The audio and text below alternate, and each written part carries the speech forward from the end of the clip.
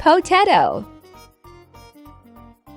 It is said that Hihachiro Togo, unable to forget the taste of the beef stew he ate while studying in England, ordered his subordinates to make it as a meal on board.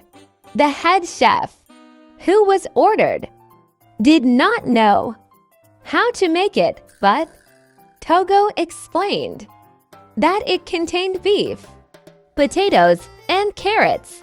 So based on that, he used sugar and soy sauce instead of wine, or demi-glace sauce is said to be Nikujaga. Put ingredients. Soak kelp in water for 30 minutes. Carrot. It is okay to use mentsuyu for the soup stock.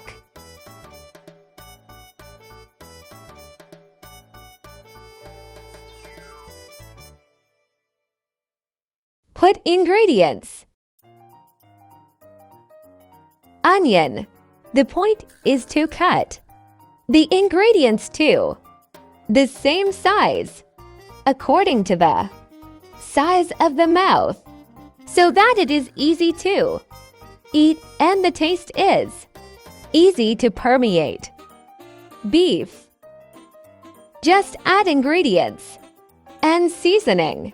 In Japan, there is a way to cook meat and potatoes without frying them. The basis of Japanese cuisine is simmered. It's basically okay if you don't fry it. Sweet sake. Sugar. Soy sauce.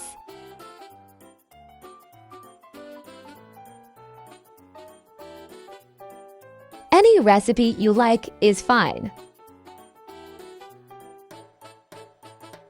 Wrap. Warm in the microwave for 40 minutes. If you can't finish it, extend it by 10 minutes and finish it until it's finished. If the flavor is light, add the seasoning while tasting and heat in the microwave for 3 minutes. The trick to making simmered food more delicious is to cool it down and let the flavors blend in before warming it up.